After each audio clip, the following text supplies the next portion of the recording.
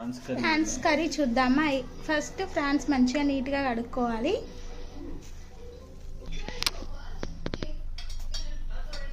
Oil పోసుకోవాలి.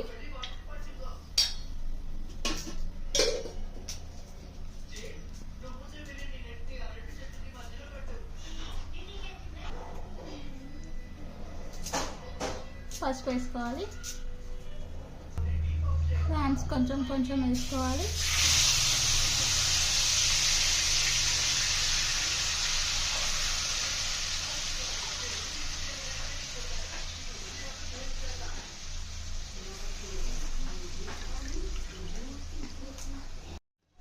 ఇలా water అంతా సపరేట్ అవుతాయి. ఇలా బాయిల్ చేసుకోవాలి.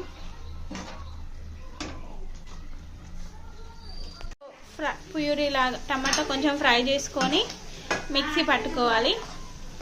అందులో కొంచెం పసుపు వేసుకొని అవన్నీ వేసుకొని కొంచెం కరివేపాకు కొంచెం పచ్చిమిర్చి వేసుకొని టమాటాలో ప్యూరీ లాగా చేసుకోవాలి. ప్యూరీ చేసుకొని ఆయిల్ పోసి కరివేపాకు జీలకర్ర పసుపు వేసుకున్న తర్వాత ఈ ప్యూరీ ఇక్కడ వేసేయాలి. మంచి కలర్ వచ్చే వరకు ఫ్రై చేయాలి.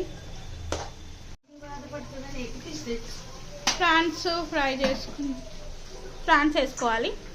ఫ్రాన్స్ ఇలా అయినాక ఆ ప్యూరీలో ఫ్రాన్స్ వేసుకొని ఇలా కలుపుతూ ఉండాలి. ఈ ప్యూరీలో మంచిగా ఫ్రాన్స్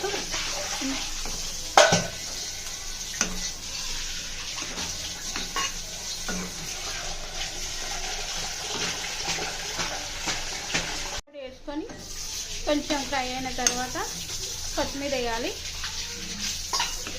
కొత్తిమీర వేసిన తర్వాత కొంచెం అయిన తర్వాత స్టవ్ ఆన్ చేసుకోవాలి. మన ఫ్రాన్స్ కర్రీ రెడీ.